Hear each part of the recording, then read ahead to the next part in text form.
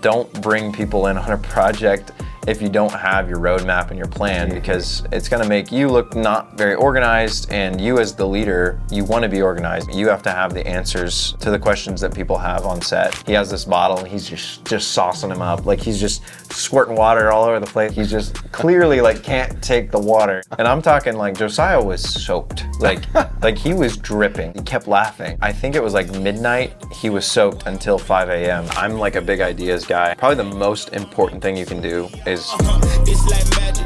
Believe I want that static. Yeah, it's like magic. Believe I want that static. Yeah, it's like magic. Believe I want that static. Beat 'em up, knock 'em out. They really don't want no status. Tyler Vandervort. That's me. Good to have you on the podcast. Good to be here. So we've known each other for like, I don't know, like Yeah. 6 or 7 years, or 8 years now. For sure, 6 years, I think. Yeah, and we've definitely done a lot of stuff We have. together. We have. I think the first like interaction, well, actually the first interaction was like one of my first video jobs, which is crazy because I don't even know if I owned like my own camera. Like I know I learned a lot of like editing, like there was a lot of editing, like initial editing techniques I learned from just like being in your office in Florida and Benjamin telling me like, hey, do this differently. So I think we were working like back to back. we literally were, yeah. That was really cool. So honestly, yeah, it's been a long time like of just, I feel like it like bonded us super quick. Yeah. Like that initial reaction, like that initial week bonded us super quick, and then like we started working together and just became like super good friends. Yeah. So we're not just like working together, but we're also good friends, which is obviously I love working with you all the time. Yeah, so. yeah, we've been around the world together, and we've worked Literally. on projects. Yeah, it's crazy. A lot of crazy memories. Lots of wipe out on scooters and all kinds Oh of stuff. man, some crazy stuff. Totally. Well, thanks for taking time to be on the podcast today. 100%, And obviously, as we can see by the posters behind you, we got Hugo Bonapart, and so I'm excited to talk about that with you today. Yep. This was technically your second short film this year. Right. And the first one was Subject 9, Right. which we'll have to maybe do a whole nother video on that one. Maybe not. That was a great short film. This one, you took it up a notch. Yeah. And it was like maybe, twice or 3 times as long? Yeah. Subject 9 was 9 minutes long, literally, which it was a happy editing mistake. Not necessarily a mistake, it just like landed close to the 9 minute mark, and I was like, man, I think I just sped up the credits to make sure it was 9 minutes exactly, because I was like, there's no way that I'm this close to it. The time of being 9, like I have to make it 9 minutes. Yeah. So, and then this one is now like 30 minutes? Yeah, 31 minutes. Yeah. 31 minutes, yeah. So I'm obviously excited to talk about this project with you, and I know there's things about this you've already told me that maybe you'd love to have done differently or wish was different, but obviously you did a great job. Thank you. And my wife and daughter and I like had pizza and we watched the whole thing and we all laughed. It was funny. So that's cool. You obviously, that worked. You had a story, you had some humor, there's some good moments. And I'll just say right off the bat too, if people haven't watched it, they should definitely check it out on your YouTube channel. Yes. And we may give some spoilers, I'm not sure, but a few. There's a lot of behind the scenes stuff here to unpack. Yes, totally. So my approach for this whole conversation is just like, you know, for someone who's new to filmmaking, they're a young filmmaker, maybe they've been doing it for a while, but they've never done something like this. Right. My whole approach is, if they're trying to understand everything that goes into building a short film, pre-production, details, props, there's a lot of things that go into it. And I think it's easy for people to jump into it and then get over their heads and be like, oh my goodness, there's a whole lot more than I even thought. Totally. So I just want to have you take me right from the beginning and tell me where the concept came from, how it originated, and then some of those early building blocks for where the story came from. So a lot of my work, and you and I do a lot of very similar style of work where we're doing a lot of freelance work. We're doing a lot of documentary filmmaking. It's funny, I've worked on hundreds of videos, and I call myself a filmmaker, but I haven't really like maked a film, so to speak. Whereas in like, I haven't made like something that has a storyline and like characters and like, you know, a developing just plot that thickens kind of thing. Like a lot of stuff I'm doing is telling maybe a true story about, you know, a business owner or something like that. And it's always been in the back of my mind to make like a movie, you know, and I feel like both as filmmakers, you know, you obviously have a lot of experience in the movie making space. Making a movie is like something that a lot of filmmakers want to do. And so with the first film that I made, which was Subject 9, literally, I look at Subject 9 and Hugo as like getting your reps in at the gym. Like when you go to the gym, you see a guy, like you go 3 days a week and you see a guy there and he's benching like 350 pounds. And like for me, I'm over here benching like, 180 or whatever. And I see him and I'm like, shoot, like I kind of want to bench 350 pounds. But like I know I literally would die if I did that without the developed muscles and skills. So Subject 9 was me getting into the gym, so to speak, and like writing a script, developing some characters, making a plot. And I actually, I had a buddy who I wrote with, and we were both like, we're not going in for anything crazy. Let's just make something feel like a movie.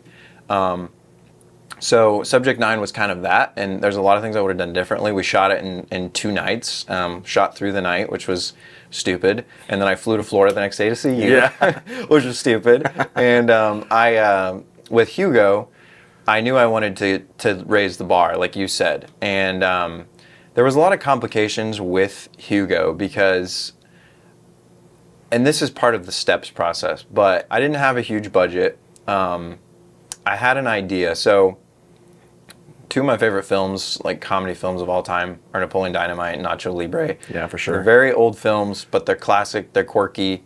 More importantly, I feel like they're just like, they're clean and they have a humor that's relevant. That's not like, some people say it's completely cringy. I think it's beautiful. Like it's a simple story, but it's heartfelt, it's warm, and just done super well. So I've been actually very inspired by specifically Nacho Libre. And if you take a look at that movie, it's actually like, it's shot very well. It's very cinematic, but it has a great story. Like it's this guy and he's fighting for these kids and, he has this romance interest and like, it's just dumb humor. Like I quote it with my friends and family like all the time. And like, that's a movie I'm rewatching. So today I feel like modern comedies, like it's very rare to find something like that is just kind of strikes that nerve of like humor, for at least for me personally. And a lot of things are also super dirty. They're super like immoral. Yeah. And so I was just like getting back to something that feels like that was the idea. Right after Subject 9, I feel like I was a little bit on a high of like actually achieving a film, like shooting some sort of short film, getting a project like that actually planned, shot, executed, post-production, I felt like was a win in itself. But it was always just a rep to try to make something a little bit bigger and a little bit more thought out and produced. So with the love for these films, there was this guy that I know, and he's a college student. He's cousins with one of my close friends, and he just looked like Napoleon Dynamite. Like, I remember seeing this kid, and I was like, man, that guy looks like perfect for my film. Like, this film idea I had of like this, Napoleon Dynamite-esque film, and I was like, man, if I was going to cast someone, and he happened to be in my first film as just a side character, but he also just happened to look like this character. And so I was like, he's already been on camera. He did well in that, maybe I throw him into another role. So I would say like one of the first steps for a filmmaker who doesn't have a budget, doesn't have, like if you have this grand idea where you have this humongous budget that's way out of reach, maybe put hold on that idea for a minute and try to think of an idea or go with the idea that you have like practical steps to take. So like for me, I needed a cast. I needed a cast of people, and so it started with this guy who looks like the character that I want for my film. He was willing to do it.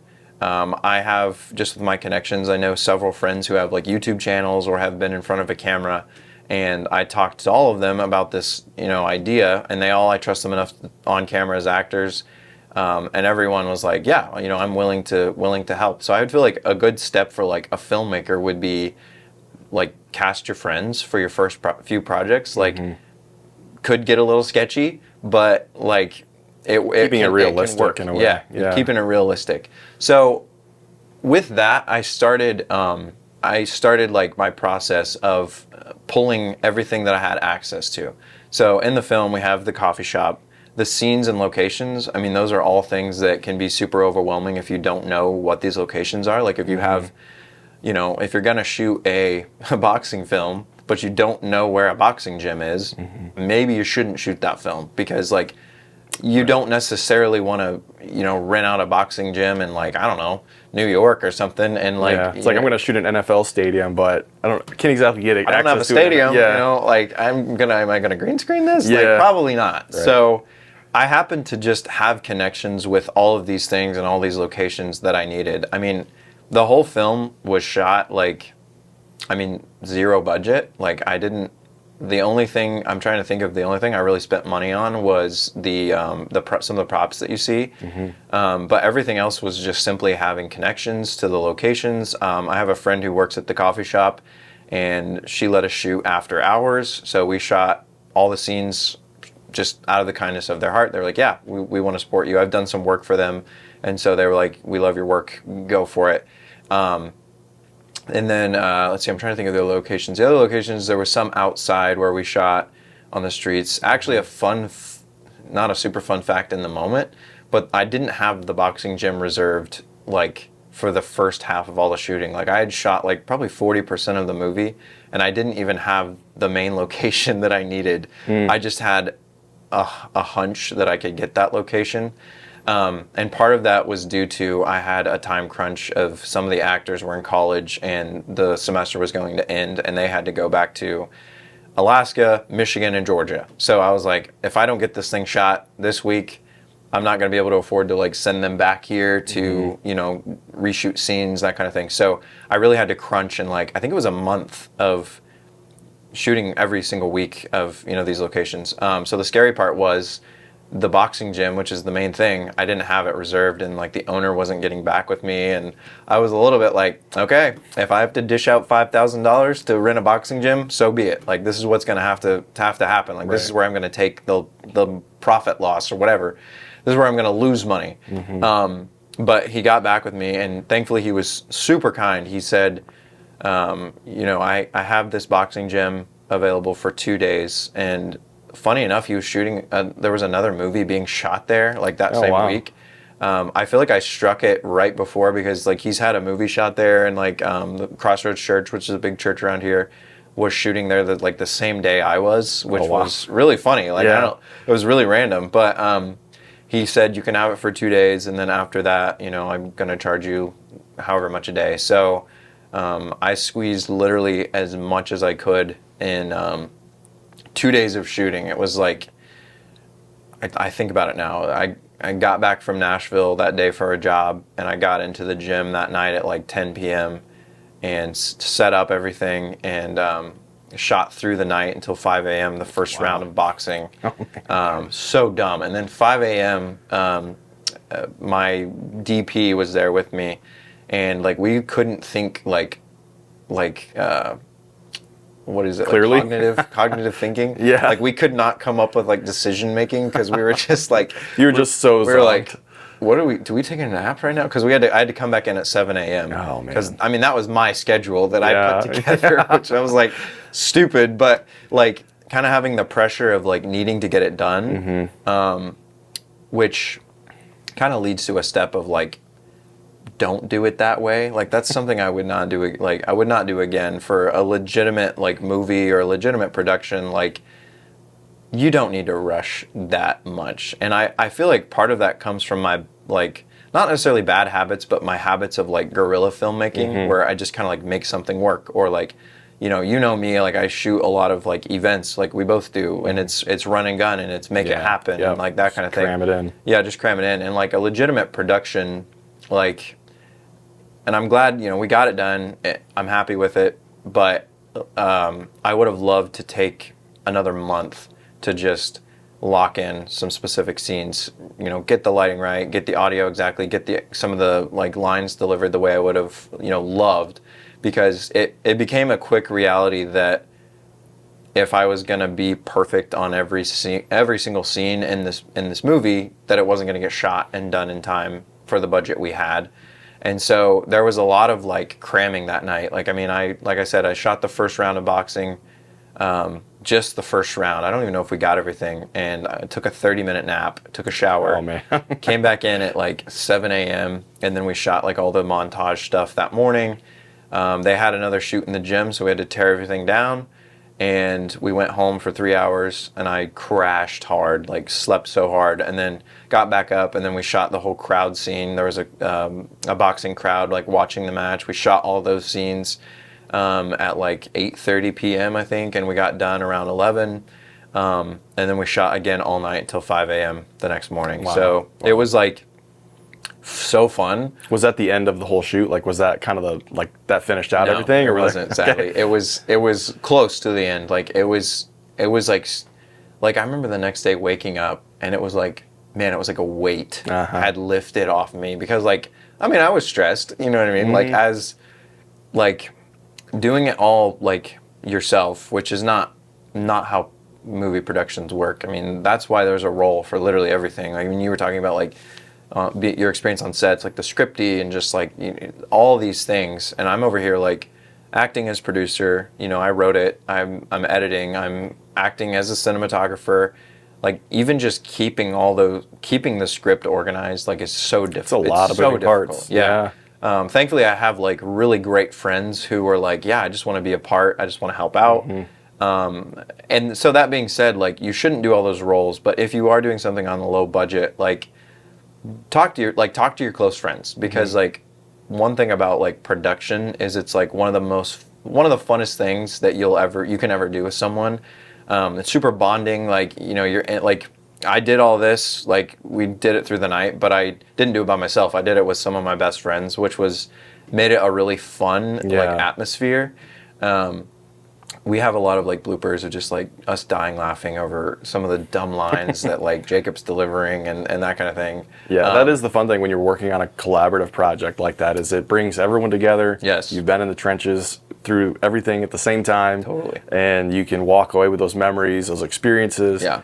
You all did something collectively really cool. Totally. And I mean, for me, when I worked on productions, like, yes, I worked on film sets and stuff, but it's like I have so many memories with friends that I'm still friends with today. Right. And it's like just good times offset behind the camera. Like, Totally. It's just those stay with you. Oh yeah, 100%. And like, you know, those are the memories. Like if the film was a complete flop, like it was still like such a great time. Like all those people, like it does bring you together. Like it's funny, like seeing just everyone interact. Like when we did the crowd scene, like everyone, you know, knew each other pretty well. There was actually one random guy that showed up. Like I don't even know how he showed up. That was kind of fun too. Like it was just this random dude. He walked in and I was like, cool, really glad you're here. Like, but how did you hear? And it was just like a friend of a friend, and you ended up inviting That's him. cool. But it was kind of like at the moment, like it was kind of sketchy because I'm in this. It's like nighttime, and this guy walks in. He's like standing there, and I was like, "Can I help you?" Like kind of thing. But he ended up just partaking. Like the crowd scene was really fun because it was like a singing part. It's where Hugo is like, he's learned to like dance fight, and the music kicks on, and I actually found the song like before I even wrote and like finished writing, and I knew with that song it would work really well with the crowd, and I was like, well, I'm gonna have a crowd there, like let's interact with the crowd, and like the crowd catches on to the song, and they start singing. So like it was really fun to like, I was like not a DJ, but I kind of felt like one, because I'm over there like standing there with this like JBL speaker, and it's like, make it look good. I'm like, make it look good, and like telling everyone to like, you know, do it at this part. So that was really fun, like that interaction. After being tired and like exhausted, like having a fun moment like that was a lot of fun, and I think everyone had fun. Like it seemed like everyone was having a fun time then. Did you begin to write the script before you had these locations in mind? I mean, obviously, like you said, you want to kind of know what's realistically, possible for you to shoot in. Right. So you knew you wanted to have a boxing scene. Were you already kind of writing the script, or were you like, let me sort of finalize potential locations and then lay out the script? Right. Or, what was your order for that? Yeah. So that's a good question. That actually goes back to like tips. If I'm giving a tip or just advice to someone who is trying to shoot a film with like no little to no budget, there's three stages of the whole process that I've come up with for myself. The first stage is the idea, like just having the idea, like it'd be cool to make a comedy that feels like Napoleon Dynamite. The second one, which is probably the most important one, is the planning, which is your script writing. If you have an idea, like as a creative, I know like you and I, we've talked about like, oh, it would be cool to do this, oh, it would be cool to do that. I'm like a big ideas guy, and I think that comes from mainly being a creative. And I've had a lot of ideas of projects that would be cool, but they just have never happened. So probably the most important thing you can do is get your idea on paper. And that's something that I learned, and I know that seems like kind of like a duh thing, but when I first had the idea for this one, or the last one actually, Subject 9, I was like, okay, I've had these ideas before, I really want to do this. And so I just got my general storyline on paper, and I didn't have all the gaps filled. I just started writing. I was like, you know, it's this weird Matrix style, like he's stuck in this simulation, like it seemed like a cool idea, an easy one to execute, and I just got it on paper. And then I talked to some friends that I trusted creatively, and they were like, oh yeah, this is cool, and you could do this and this. And that's another thing with me. I feel like I work well as like with a team of people that I can bounce ideas off of, because that also sparks my creativity. And it can be hard to just like brainstorm on your own. Like, so like bouncing it off like maybe your actor or a friend that, you know, is a good writer. I happen to have, you know, an actor friend and then a friend who's a good writer, that kind of help you like fill in those gaps, because filling in the gaps is really overwhelming. Like when I was in stage 1 with Hugo, like I said, the idea, I started seeing like, okay, I have this actor, I have this location, I think I can do this. So then I went to step 2, like I said, which is the planning. And I remember I went to a coffee shop, and learning from Subject 9, I just started writing. And like, I didn't have everything planned. Like the stuff you see in the film, like I didn't have every answer for it, but I know there was like one scene that I knew I had like 95% of, and it was in the coffee shop. And I just wrote like all day. I just wrote that scene, like what I think he would say, how he would react. I actually wrote backstories for like Hugo and like the barista and Andrew, the 3 main characters, just to help me like get an idea for how I wanted to direct those actors, which, you know, they're non-actors, so that made it a little more challenging. They did a great job. But it kind of helps give you a little bit of a backstory and motivation for who they are 100%. And why they're in the scene, and what they're doing. Right. Yeah, that's interesting. Yeah, I wrote backstories for all 3 and actually sent it to the non-actors, because like Hugo was an experiment in so many aspects, because in Napoleon Dynamite, like the actors, they don't feel like actors. Like I don't know how to explain that in the best way, but like it's like you mean like it's almost real. Yeah, like a it feels documentary. Like, literally, it feels like there's a camera in this high school, and like they're standing there and they're just talking to each other. Like that's how like the acting feels in Napoleon Dynamite. Yep. And so I had a theory. I was like, this is either extremely good acting, or like maybe you could use a non-actor and write his personality into your like story, and then just shoot your story around it. And thankfully the story I had fit really well with this character. And you know, he's not near as nerdy as Hugo is, but he is able to like act that way. Or by non-actor, are you meaning like someone who's not familiar with acting? Yeah, like someone who doesn't have like little to no acting experience. Yeah. Like that's a really interesting tip. I hadn't thought about that. Sorry to interrupt you. No, you're good. But just like the whole theory around, if you kind of create a backstory for them to understand, even if it's not on camera, right, or part of the film. Yes. But it gives them a bit of an idea of, okay, who are they? Right. What kind of motivation are they giving in this short film? Totally. And like I said, the whole film felt like an experiment for me, because I was like, yes, can I use non-actors or people who don't have acting experience? But also, how can I help them feel the most in character that they can? And so I wrote just a little bit of a backstory for each of them that I felt like fit well. And I gave it to them to read, to get into character as they're reading their lines. And you know, no one has a ton of lines in the film. That was intentional, at least for the main characters, just because them not having a lot of acting experience, I wasn't sure like how the deliveries would be if we had a huge amount of dialogue. I also like films that just let you watch the film as opposed to tell you like what you should be thinking or whatever. And so I tried with the storytelling to frame it so that there's not a ton of speaking. The speaking is solely just driving the story forward a little more and giving you more context. And and I think the backstories helped with all of them. I know like the barista, Delina, she told me, yes, this is helpful. This helps me like, kind of understand this character, even though the character is kind of supposed to be her. Yeah. But like disassociating it from her and then like, this is my character who I'm portraying. And I think that was a smart choice for you as well. I mean, the actors, they all did great, but having kind of an intentional balance of not too much dialogue, right, but letting the story also in the action sort of move things along. Yep. I think that can be a mistake of a lot of amateur filmmakers, is like using too much dialogue to drive the story, and Totally. and that can be dialogue that can also be showing way too many angles of like they went here and then they went here and they went here, and you show like every bit of that. You don't always have to do that because obviously as an audience member your brain fills in a lot of gaps. Yeah, totally. You're like, well, obviously they went from here to there, Right. Or Yes. they said this short line but we can see what's happening next, so Right. we just kind of fill in those gaps. Yes. And so by not having too much dialogue you kept it moving well. Yeah. No, actually, funny enough that you say that is like when I was writing, specifically, it's like the dumbest scene, but like it was when they're at the coffee shop. I know how they get to the coffee shop, and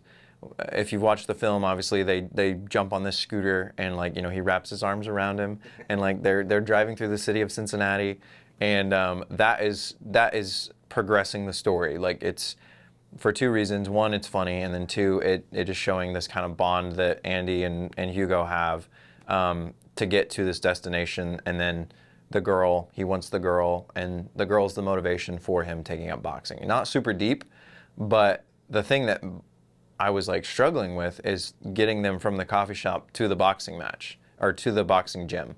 And I remember being like, do they get on the scooter again? And I was like so like distraught over like, oh, how do I get them there, whatever. And I wrote in the scene where he finds the boxing poster on the wall. He simply holds it up. The music for the boxing trainer that we see next kicks in, and then it's just a hard cut to boxing gym. Yeah, I love that. And I think that's a good like example of what you're saying of just like, you don't like in a film, and if you watch more films and you observe more films, they don't fill in like, you're not following this person's every life. Like you're not following when they go to the bathroom or like whatever. We don't need to know about that. Yeah, I don't think we want to know about that. When I'm watching Jason Bourne, I'm not like, oh, now he's eating Chinese food at the Jason restaurant. Bourne just takes a bathroom break mid like after an action sequence. He's like, bro, I need a burger. He just stops at McDonald's. Like That would actually be kind of awesome. Never mind, you should do that. I want to see the side story. I want to see the B storyline.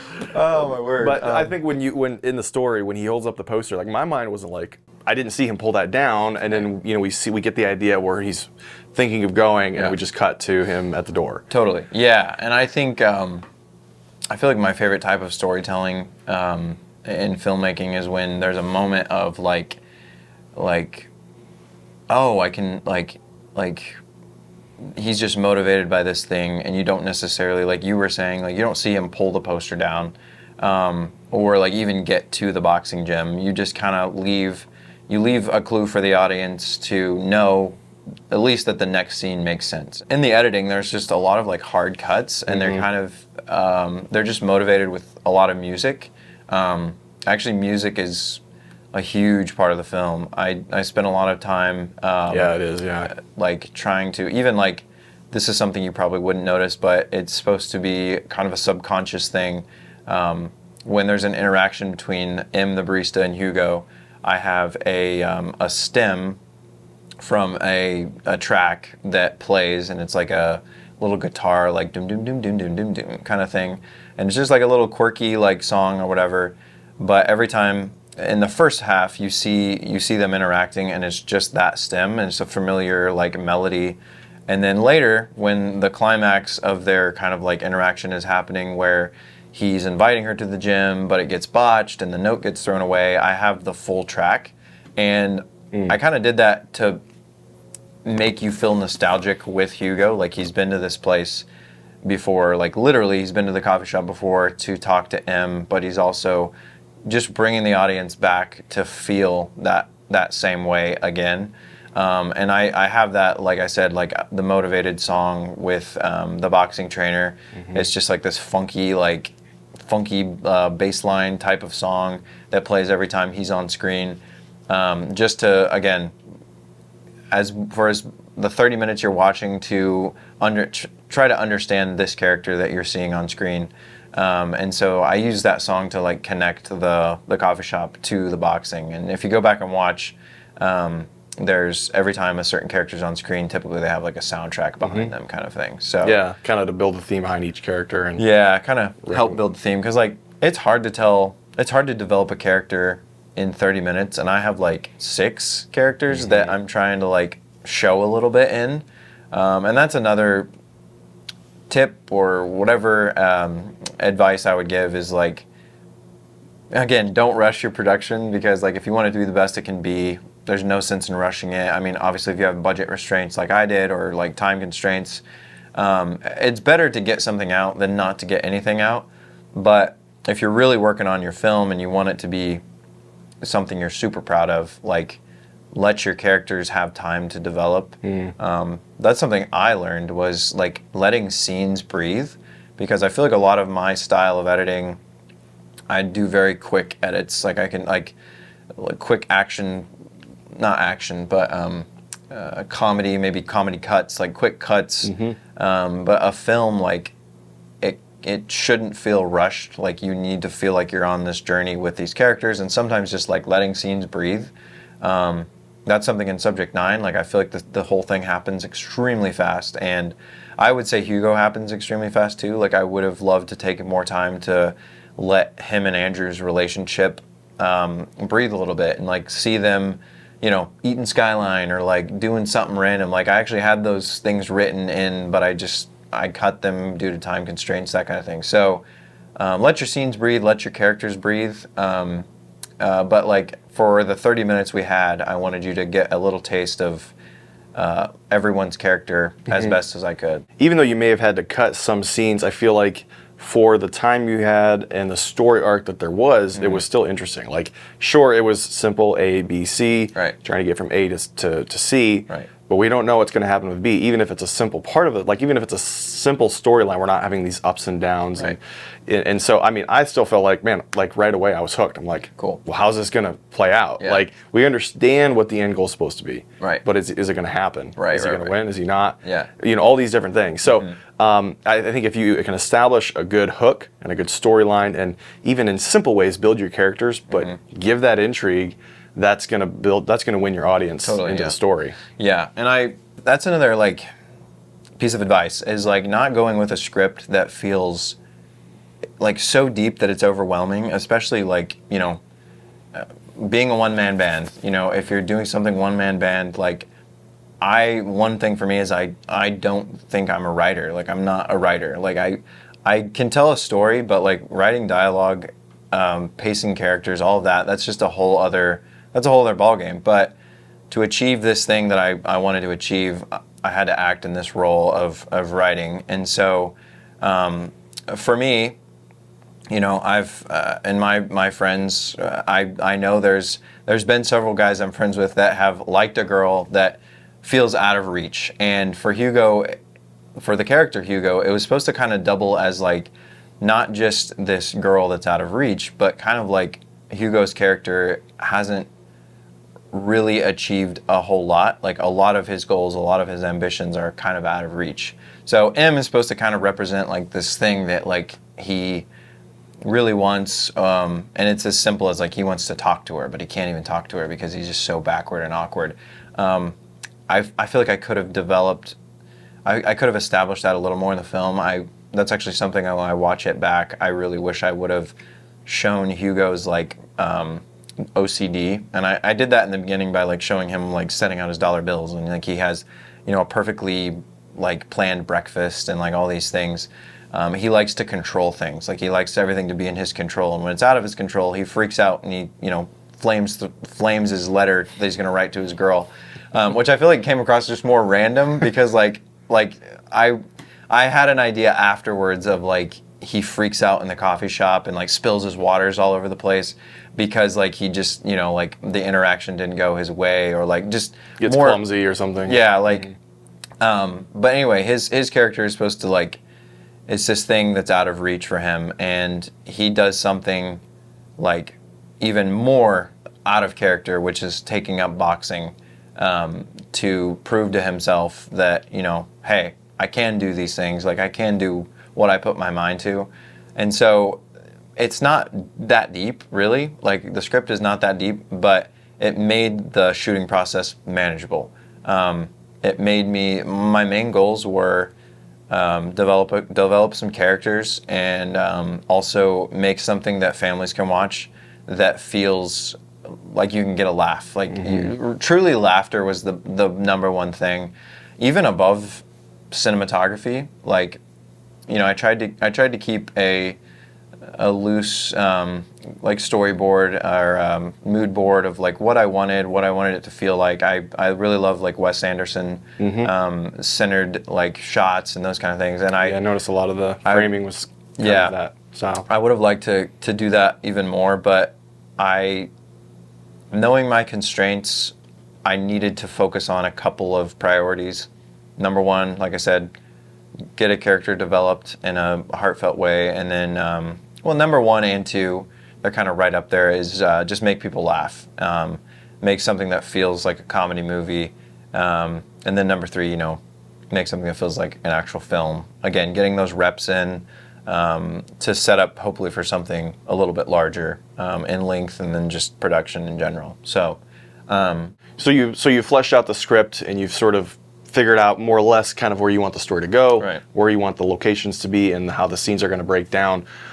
What was the next practical step for you with like scheduling and shooting out these locations? Sure. Was it spread out? I mean, you said maybe over a month, or was it just like in a few days? Right. And even how much shooting time was involved with the whole process? Yeah. So I think total, let's see. Obviously, we weren't shooting all of these days, but I think the whole shooting process was about a month and a half to 2 months. And you know, I emphasize like using locations that you just have access to. So like, I wrote the script, and then I broke down everything. I color coded everything to where the locations would be. So I think I had like pink in the coffee shop, I had green in his home, I had like red at the boxing gym. And then I did use AI to like plug everything in, and I said like, you know, these are my locations, give me like a legitimate like movie script based off of this, like give me like a format that I can use to print off. And so I had everything color coded so that when I went to film in those locations, I know like Pink Day is, you know, wherever I said that was, I think the coffee shop. And so I know everything in pink, like we have to shoot all of this in this location to help my brain. Because obviously with filming, you're not shooting everything seen like as the film plays out. I actually filmed the getting ready sequence, like the very opening of the film, I filmed most of that last. Not for any reason other than like, it wasn't like, it was the least pressing thing, because I knew I had the house location. I knew I needed a kitchen. I shot Hugo's stuff in the apartment I was living in at the time, and then I shot Andrew's and a friend's that was happy to let us use their kitchen. So that was not pressing. I think I shot the coffee shop, and then we shot the outdoor scenes that we could grab. Those are easy to get. We just, I knew I was going to use a lot of the murals in the city. Yeah, that was really cool. I love the addition of that kind of, a lot of unique character for that. Right. I just accepted like the film is in Ohio. You know, Ohio's kind of a meme anyway. And so I was like, it makes sense that it would be in Ohio, like this whole situation. So one of the murals actually is like, I actually haven't even looked up his name, but he's like this famous boxer. And they drive by that in the beginning, and it's just like a little foreshadowing, like, and it happened to just go along with the story really well. Cool. And then I was like, I'm gonna keep over by this big Kroger, they have like the fruit and veggies, and you see Hugo run by that in his montage, and I was like, that makes sense because he's probably eating a lot of fruit and veggies right now because he's trying to get like in shape. Yeah. So like also just keeping it artistic. That was the goal of the murals. So yeah, locations, like I would just break it down, like I said, in like colors, and then that script that I had for that location, I would go through a shot list. I mean, a shot list you have to have, and I would just check everything off, like pen and paper, check it off. Like I had it, okay, this is done, because you don't want to get back to your editing suite and like oh shoot, I missed this huge thing of dialogue. Like the story's not going to make sense without this. So I kept a very detailed like list of every shot I needed, as well as having a script. I had a friend who would read lines off to people. I don't know what that would be on an actual set, but like read lines off to people so that we're keeping probably like kind of a scripty. Yeah, scripty will do that sometimes. Mm-hmm. Yeah, just like making sure the storyline's staying consistent, and then nothing you see like in the film is shot in order, like at all, of course. I have like this like image of like this pyramid of things I was up against in my using non-actors, okay? So the bottom line is they're non-actors, all right? Now let's go a little deeper. With Hugo, he's a non-actor who was supposed to dance. He's also not a dancer, okay? So it gets, a little higher. And then at the top we have, he's a boxer. And he's not a boxer. Not only is Hugo not a boxer, Josiah's not a boxer or a fighter. So we have this like nice pyramid of like things that he's not, that he has to be in this film. So it was like, I remember like being like so overwhelmed by the whole film, but like also like, I'm gonna make this kid dance, and he does not dance at all. Like you're like, let me write a script that's gonna make it so hard for my non-actors to actually accomplish. As hard as possible. Like, let's make this guy like, I don't know. I could have made him do whatever I wanted, I guess. But but I kind of leaned into it because I'm like, yes, Josiah's not a dancer. Hugo's also not a dancer, and he's getting trained to. So I was like, we're just gonna lean into it a little bit. And the dancing scene, I actually found like, I think 10 disco dance moves on YouTube, and I cut together they had like this dancer like who was like showing you how to do like the Travolta, and he was like, yeah, whatever, which is crazy. They have a tutorial on how to do that, but I just pieced together with the song I already had pre-picked, and I sent it to him as like an MP4, and I was like, learn this. Literally. And he came to my office and he was like, he was like very like, I don't think I want to do this. And I was like, if you're Hugo, you're doing this kind of thing, which I had to do. And I think he was giving me like a little bit of a hard time with it. But the big one was, it's a comedy film first, but it is sort of a boxing film. And like making, another goal I had was like, I want to make sure like not when Hugo punches. When Hugo punches, I know it's going to be a little quirky. It's going to be a little, he's feeling it out. But like when El Gallo punches, like El Gallo's supposed to be kind of like not a seasoned. He's still an amateur, but like he knows how to throw a punch. I want to make sure that like this feels like he's getting hit, kind of thing.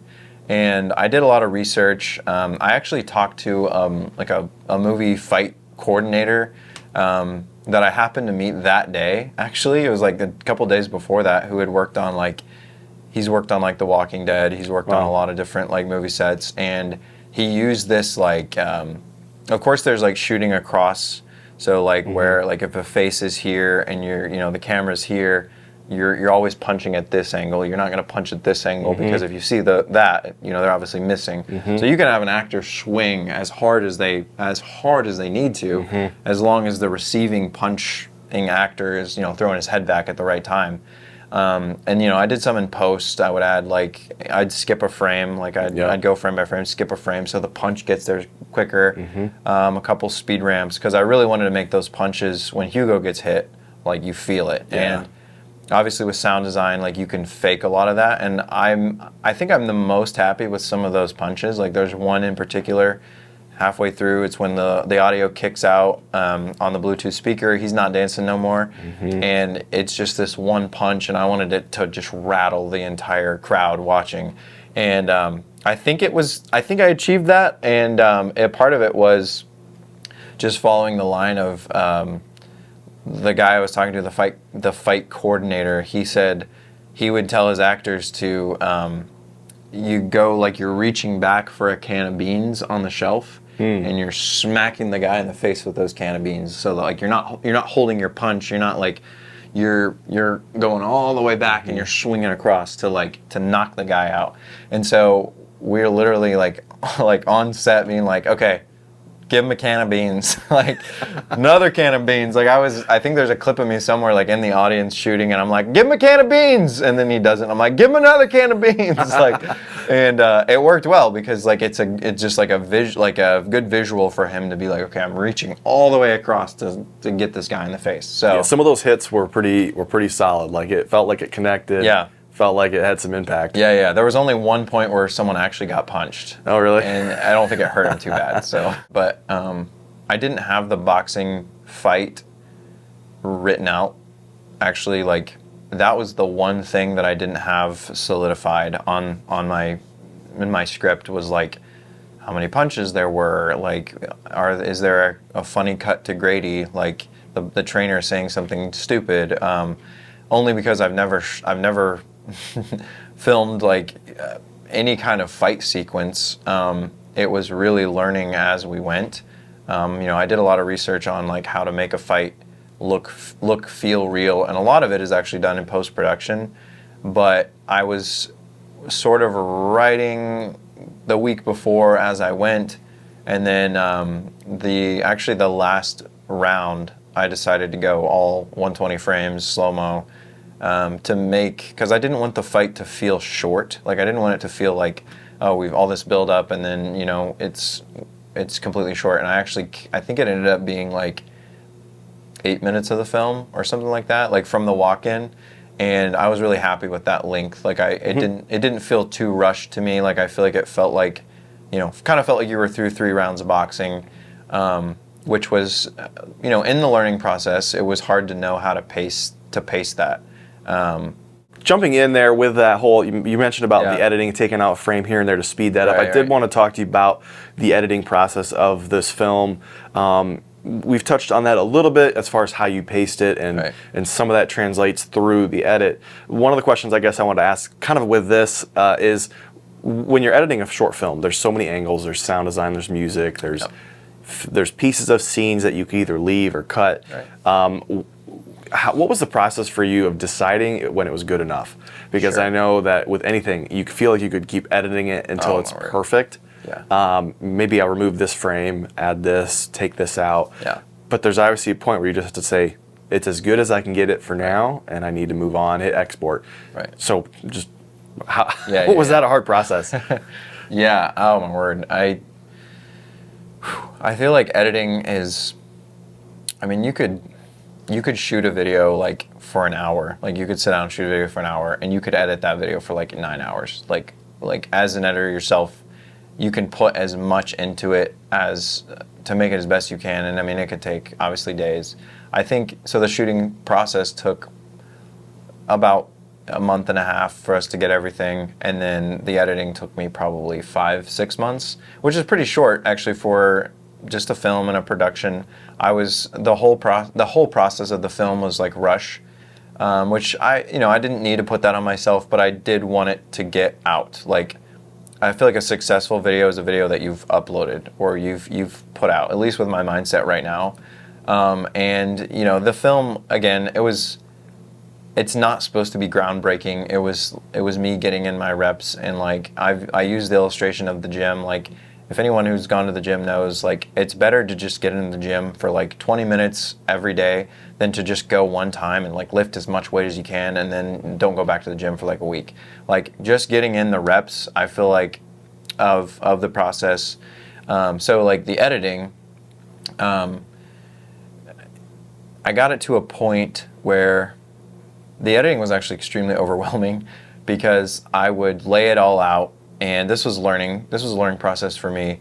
and I'd be like, okay, I want to take a look at this scene, and so I would go scrub forward, and I'd put that scene together, or whatever. But then I would get overwhelmed with the pace not matching up, and something I learned was, which I don't know if you should edit a film necessarily from the start to the end. There might be a better way to do that, but I just started from the start of the story, and I didn't color grade or anything until the very end, but I would pace it scene by scene with the music.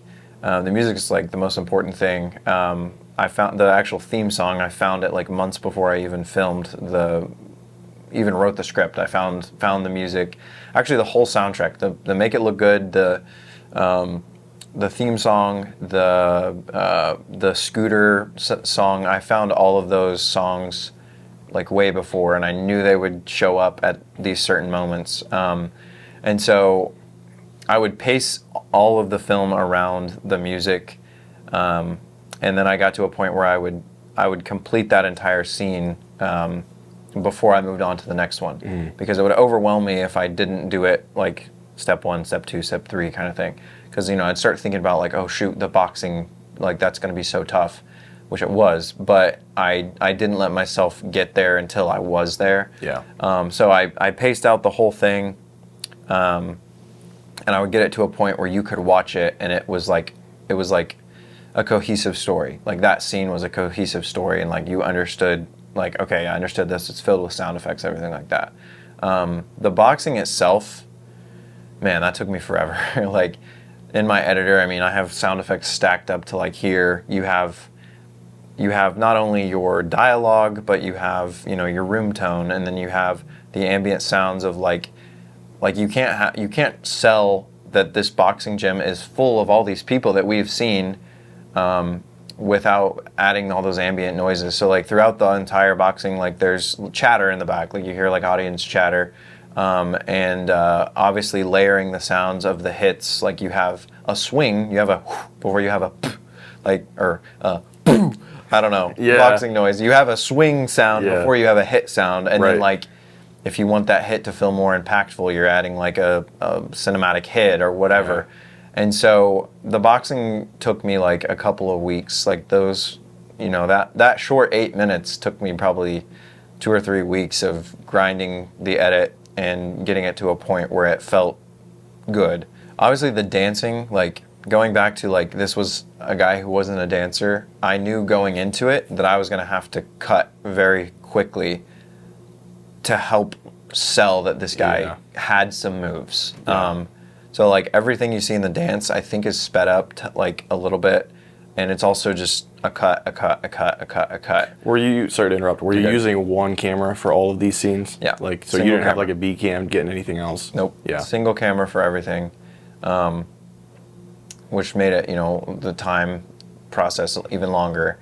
But yeah, like we'd get him dancing, like doing one of these, and then we'd get him doing one of these, and then I would speed ramp into the next one, and then obviously like goes into the punches and then cuts to the audience kind of thing, and obviously just all to sell that it's happening in one big thing, but all of it was, and that's kind of a good thing, because they say like fix it in post, which is like as a joke, like, we'll fix it in post, and that can be super dangerous sometimes if you don't know like what you're gonna do in post. But I went in with a clear plan of like, I know I'm gonna be cutting very quickly on these scenes, so like he can have a little leeway on his dancing a little bit, because I am gonna fix it in post, but I also know how I'm gonna fix it in post. Yeah, this is one of those things where you did go into it with a plan and you knew what you wanted from the boxing scene, but you were also able to kind of spice it up with the edit. Yes, right. Yeah. Yep. So I think that's a great point you mentioned of building out each scene on its own as you're going into it, because it's kind of the equivalent of like if you're building a building out of bricks, you're going to build each brick. You're going to make sure it's pretty good before you add it to the wall. Yeah. And so it's kind of that concept where you want each thing to be fairly good, and then you're going to lay it out, and then you can start to kind of hone it from there. And I think that's something, from my perspective, that comes from experience. Right. You and I have edited a lot of different projects, lots of different things, and it does take a sense of almost self-control mentally to say, okay, Literally. I'm a little overwhelmed, but I'm going to start with this step. You have to kind of start from the ground up and build it from there, lay it out. Like I do the same. I don't even color grade till the end. Make sure my music is what I want it to be. Any sound effects, any audio, and then you lay it from there. See how it feels, and go from there. So yeah, that's a great point because there's a lot of moving parts. There is with something like that. Even a film, even a short film. There's a lot of moving parts. Oh, totally. Yeah, and I would say getting to the point of like, is it good enough? So obviously, you have it laid out, the pacing. When you're editing, like. I made the mistake of like jumping ahead, like you were saying, and like, oh, I want to. This scene seems maybe more fun, but when you do that and you jump ahead too far, it can also mess with the flow of specifically like a film and a story, because you might jump ahead a couple scenes and you edit this thing, and oh, this music is perfect here, whatever, but then when you like tie it into like the coffee shop music or whatever, it doesn't tie as seamlessly. Doesn't blend. So it doesn't blend as well. And that was a learning process for me, was being like, okay, the music is supposed to be like just a wave that's carrying the ship across and you're just going, it's just very seamless, and it just takes you to the next scene. And you can only do that by going step by step with the bricks. And like, there was a couple scenes that I just did not want to edit. Like, it was funny. Like, it's just like, more boring, or like I wasn't feeling it. Like, believe it or not, guys, I don't love everything about the movie. Like, I really don't. There was a couple scenes that were just like a little tougher for me to get through.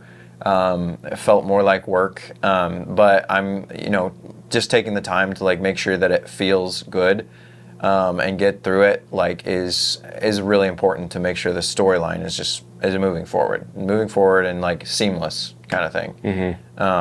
So after all these different ups and downs of the editing process, how did it feel to hit export? Were you excited, or was it like, man, I don't know? Yeah. No. It was good. So I feel like as a little bit of a perfectionist, and I don't know if I'll ever get a project. There's been a few that I'm just like, that was perfect kind of a thing. There were like maybe 5-10 scenes that I felt like I could write into the story to further develop it. It would have taken more money. It would have taken more time. And obviously, as an independent film, like I didn't want to spend a ton of time, a ton of money. I like I said, I knew my goals were to achieve something that was just fun and funny for people to enjoy. I had a couple scenes with like the boxing trainer that I kind of wanted to fit in there, and I got to a point, and this was one of your last questions, where I was like, okay, this thing is good enough, and not good enough in a sense of like, I'm not going to fix a technical problem, because I had some technical problems that I had to go back and fix. There was a couple audio things that I'm not an audio engineer. Like I'm more of a cinematographer, an editor. Like that's where I would say my skills would lie. But there was a couple audio things that I just had to like figure out and learn and fix, that I went back and did my best to fix. Got it to a point of like, okay, this is good enough. But I got to a point right before the export where I was like, there's a story that I wanted to tell. It's all there. Sure, I could flesh out these characters, for years. I could continue on adding scenes and like, letting it, but for the goals that I set, it achieved those goals, and that's when I hit export. I hit export like maybe 9 times actually, because I exported it once and I found a mistake. I exported it again, I found another mistake, and like I exported it a couple times for the premiere we had. I didn't have the final color grade that I wanted on it. I wanted it to feel a little bit retro, a little bit kind of punchy. Yeah, kind of punchy, saturated, and maybe even a little old, almost like 90s vibe, and like some film grain. There's a little halation in there. So I think color grading alone probably took me another maybe 10 hours of just like fine tuning things, trying to get everything right.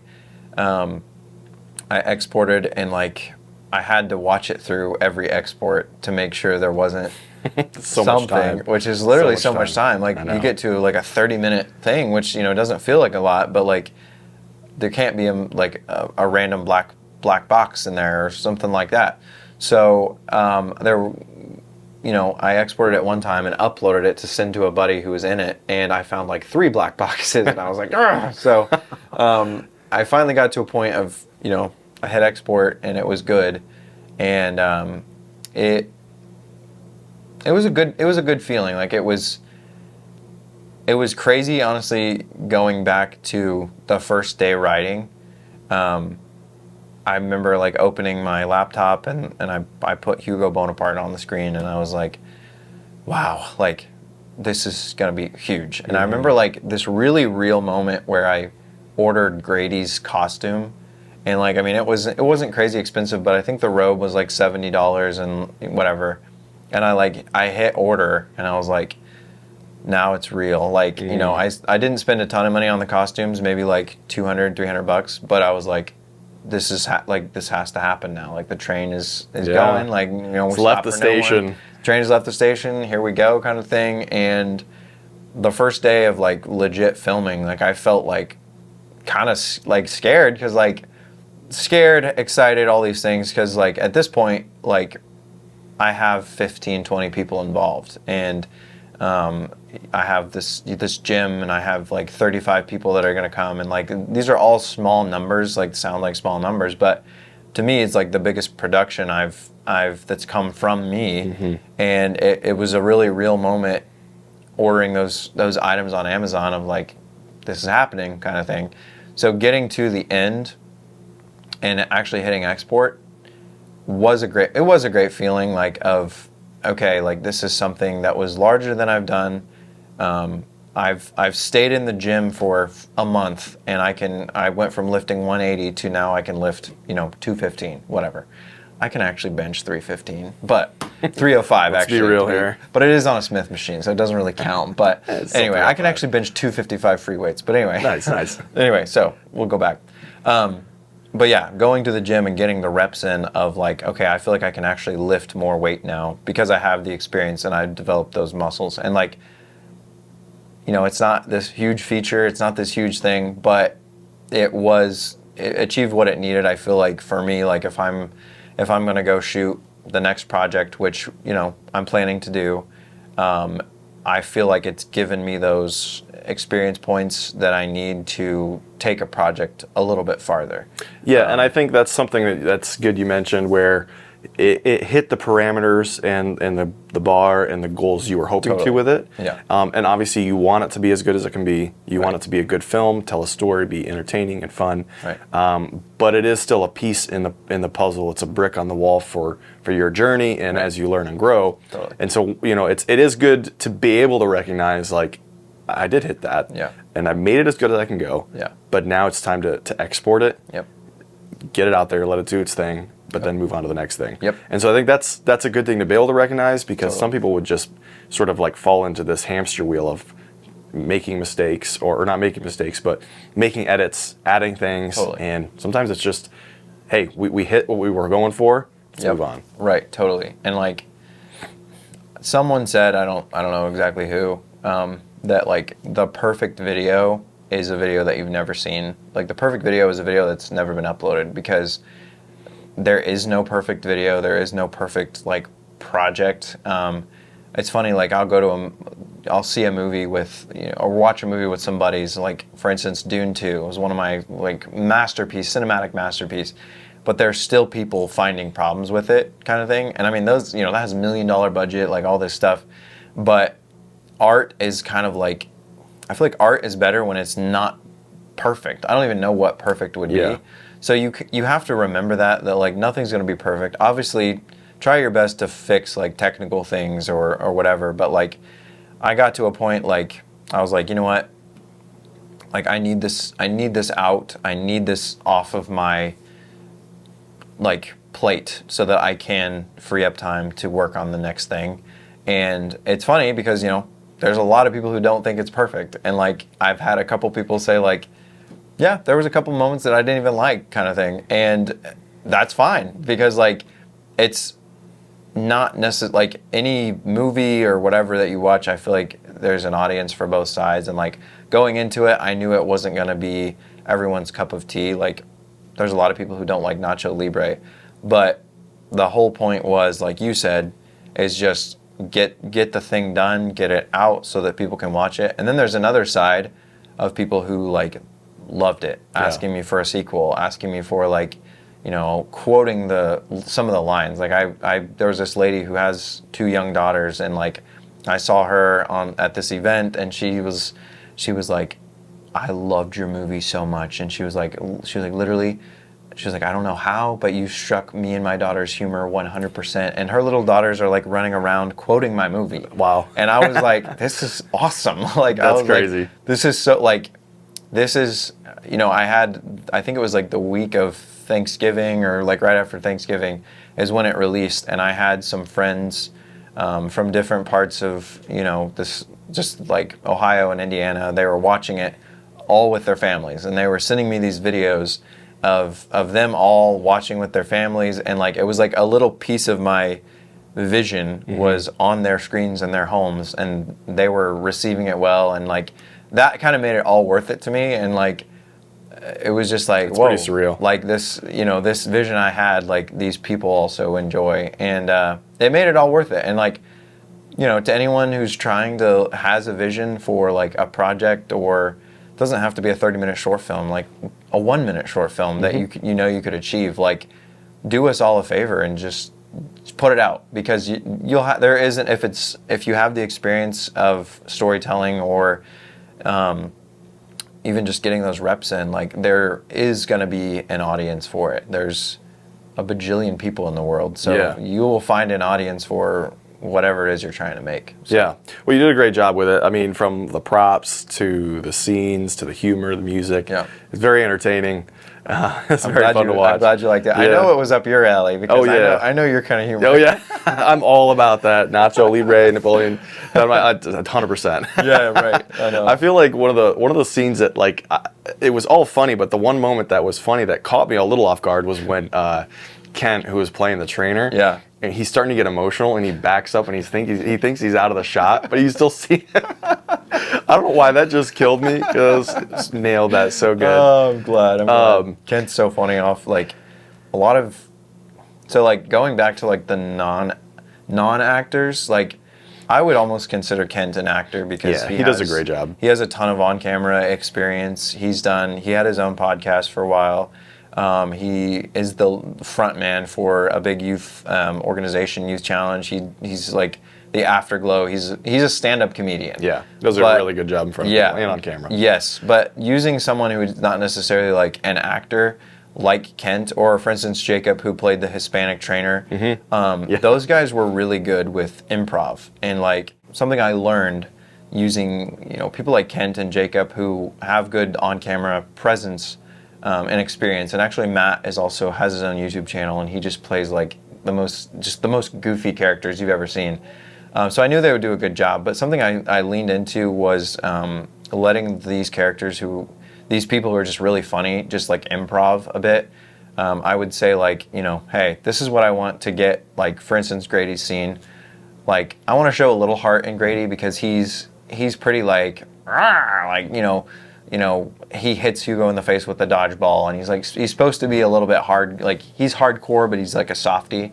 So the crying scene, like I think we have like 8 different takes of him just like doing different things, and I would say, okay, I want you to I want you to move back, whatever.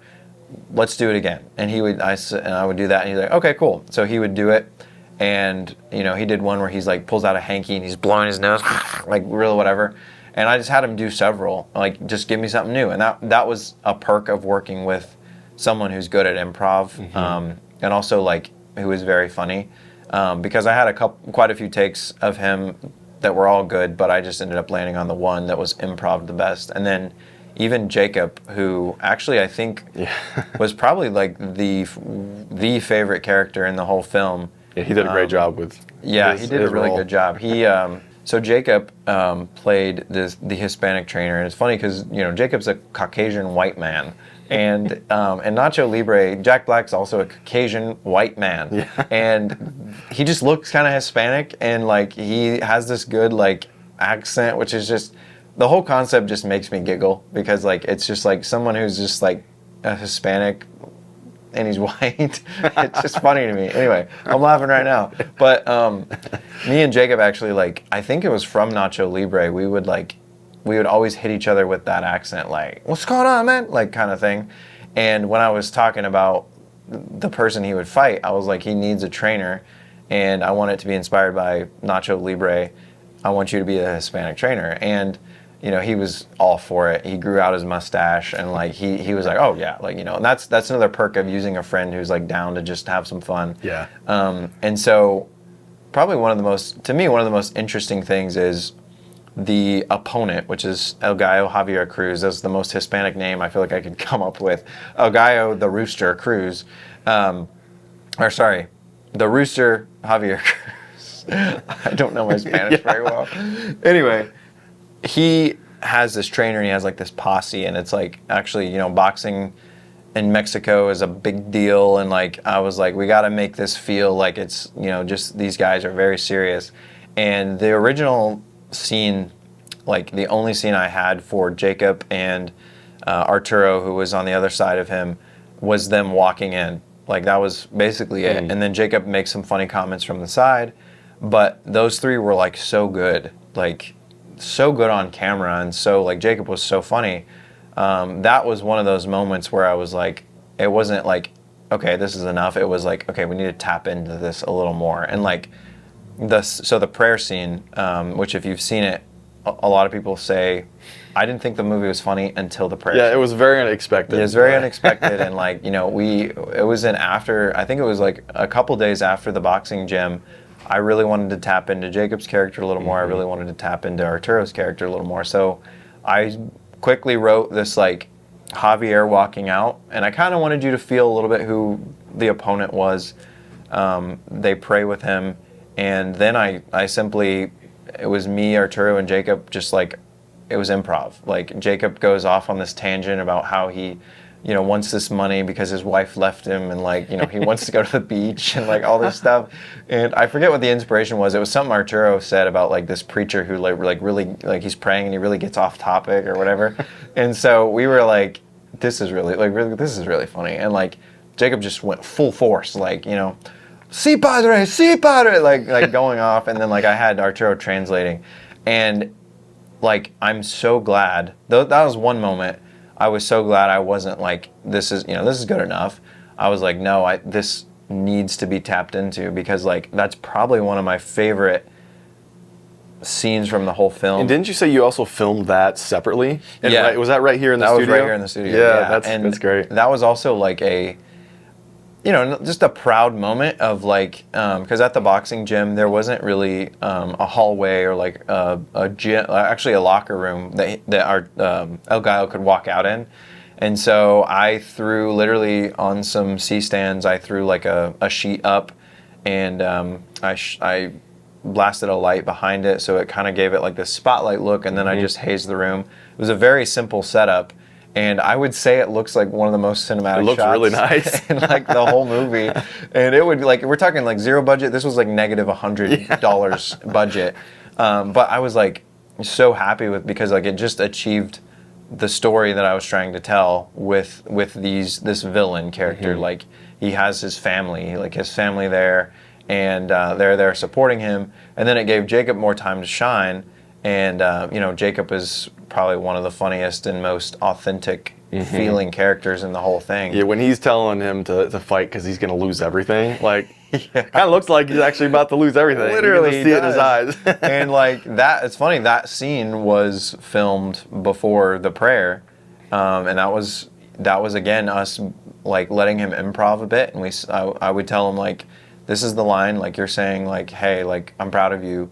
El Gallo, I'm proud of you, like, you know, hang in there, buddy. And I was like, but like, you know, give me something else. Like, give me something, like, he had a couple ones where he was like, talking about like a cat. He was like, you know, he was like, you gotta get in there like the gato. And he was like, you know, and I was like, that's not it. Like, that's not it. It was funny, but like, let's keep going. And then I think Sam mentioned something about like, you know, act like you got a lot of money on this fight or something like that. And he took it literally and just said it. And like, the way he delivered it, like, it was so convincing and funny. It was personal. And, like, it felt like personal. The whole crew died laughing. Like, I remember like sitting there and I'm holding the camera and like we're recording it, and he executes the line with this like desperation in his eyes, and like we all lose it. Like people were falling on the floor. It was also 4:30 in the morning, but we're like falling on the floor laughing. And I was like, that was the take. Like that was perfect. It was so good. And it inspired after that, it inspired the prayer. I was like, that was so good. We need more. And so, like I said, we wrote in the prayer and like the translation, and like that whole sequence of El Gallo walking out, I think is like probably peak of what I was trying to achieve in like even a long-term project, because like I think the cinematography, the storyline, the storytelling, and just the like the acting, all were kind of hitting on those cylinders that I wanted to. So I've told a lot of people like the next project, I'm considering like a prequel to this one that focuses maybe on the trainer. I don't know, something like that. I would like to tap into that, like not just the character, but like even the improv. Like I've learned that this character is good improv, leaning into the improv, that kind of thing, which was a blessing to have like a friend who can improv. Yeah, definitely. So, yeah. No, that's cool. So you've kind of talked about a few stories. Is there just like one quick story, something funny that happened on set that was just a funny, like something crazy? Right. Was Josiah actually drinking real eggs, like raw eggs? Yes.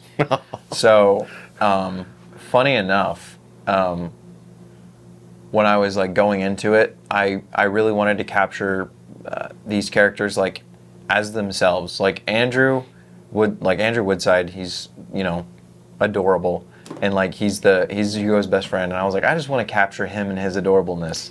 And like, you know, he has this great laugh that anytime he laughs, it's so contagious. And I was like, I got to capture these things about Andrew the person. And like I literally just shortened his name to Andy, because I was like, I don't even want him to be a different character. I just kind of want him to be himself. He's a very popular guy at the college, and you know, he was so fun to work with. But actually, you triggered a memory. The egg scene was the very first thing I filmed, and I remember like they were probably like, "What are we getting ourselves into? What are we getting ourselves into?" I had these two guys like dressed in, you know, they were in costume, and I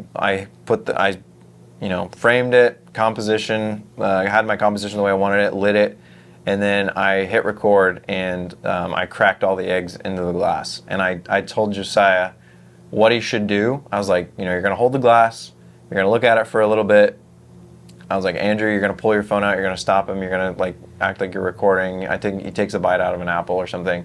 And then I was like, and I don't want you to go crazy on these eggs. Like, you drink these eggs. And like, I was like, and if you throw up, do it. If you drop the glass, do it. I was like, I don't care. This is in my own house. And I was like, I just want to capture this genuine, I almost wanted it to feel like you're watching a blooper reel. Like, because I feel like everyone loves a blooper reel. I almost wanted it to feel like that, like organic and raw. And that was just the approach I took. If I'm being totally honest, I think Hugo or Josiah like held back a little bit, but Andrew laughed his heart out. And that is a genuine laugh. Like he was dying laughing. And I was like, you know what? That was enough to seal the deal. I think Josiah afterwards, he was like, it wasn't actually that bad. Like the eggs weren't actually that bad. But yes, those are real eggs that he's drinking. I only made him drink them once though, so I wasn't too cruel. But I did make him. I was like, get like 2 eggs down. Yeah, I want you to like do this. At least take some of them down. Yeah, at least take some of them down. So, funny story. There's the one scene where Grady, the trainer, we wanted to do like a little play on like, you know, when the trainer's like wiping them down and like. They'll squirt a little water in their mouth. We wanted to do like a little fun thing of like, he has this bottle, he's just saucing him up. Like he's just squirting water all over the place, like giving him the water, and like he's just clearly like can't take the water. And it's just something, it was almost felt just ridiculous. But we shot that. So Kent has 3 kids now and a wife at home. He was one of the older ones that was there working, and I had him there at like 9 to 10 to 11, and I got all of his scenes first because I wanted to let him go. I didn't want to keep him there until 5 a.m. So we shot all of the water scenes where he's like squirting the water at the beginning of the boxing night, and I'm talking like Josiah was soaked, like he was dripping, like he was like, because we did several bottles, because the problem is with the kid is he kept laughing. Yeah. So like we were squirting You it. put some of those in the blooper reel? Yes, Yeah. I did, and I mean he's soaked. Like, it was so funny. From, like had like his whole costume. Like thankfully it took the water in well, so you couldn't tell. But like I think it was like midnight. He was soaked until 5 a.m. Like completely dripping. Like he's actually like. He sits on the mat and like you can see like the leg imprint, like the cheeks imprint, and then he actually was like stamping it. Like he would move seats and like he was trying to dry off. So there's all these stamps of Josiah on the boxing mat, like all around the gym. I think I have a clip of it somewhere, but that was pretty funny. I felt kind of bad for him. We got him a towel. But that's just kind of how the cookie crumbles. Yeah. You know what I mean? The bloopers of you guys basically just waterboarding him in the Literally. corner of the ring. That was pretty funny. It was very funny. So bringing it down to an end, obviously there's a lot of details here we've talked about. Yeah. If someone is coming to you and they want to know how to do this whole short film thing, Sure. what's one thing you could tell them that you've learned from it? I feel like the whole process has been like learning for myself as well, and getting the experience to try to create something bigger. Starting with the first one that I made that was literally 9 minutes to this one, it doesn't feel like the final piece of the puzzle. It feels like the next step to making something bigger, which is my ultimate goal. I'd like to make a bigger production. I would say if someone came to me and they were like, how do I shoot this idea I have? Probably the number one best piece of advice I would say would be get your idea on paper. And I actually have told a couple people that recently, is that idea, it goes back to the 3 steps I was talking about. Step number 1 is your idea, and that's easy. Like having the idea is easy. Like, oh, this would be a great idea. Planning is not as easy. Getting it on paper, which would be in the planning process, is probably the most important part. Because, you know, if you're gonna go to like California from Ohio, you have to have a map and you have to have a guide on how to get there. And, you know, if you're going with friends and people who are trusting you to get them there, they also have to know like what's the plan. And so having your script, which would be your roadmap, is how you get to that final destination. Execution, I feel like sadly is where a lot of people get lost, because it's really hard to execute, but execution is taking those action steps, you know, to talk to the people, to ask questions like, hey, is it okay if I use this space to film, and like make sure it's convenient to them. Like, I mean, we were shooting through the night because it was the best time for this trainer, for this gym owner, and having those conversations, reaching out to those people is executing, and that's one of the hardest parts, is just like making sure you're executing in all of those areas. So the number one piece of advice, none of that happens unless you get your idea on paper. So write your idea out, write your story out. You don't have to have all the pieces filled in. Like they'll get filled in, but there's something psychological, I think, about taking that first step of like, I took this action to get my film, my story, whatever, on a piece of paper or, you know, on a Google Doc. And like, here's my idea now. Okay, now I know what I can do to executing and making this actual thing happen. So yeah, write it down. Like, write it down. And I definitely did not have the whole thing, like, literally up until the final shooting, I didn't have the whole thing planned out. Like, I had as good as I could, and a lot of it was, you know, pretty fleshed out. And I think it's good, the more detailed you can be, like in pre-production, the easier it's going to be on you day one. Like having a good shot list, having your storyboard, having your script. I mean, you have to have your script.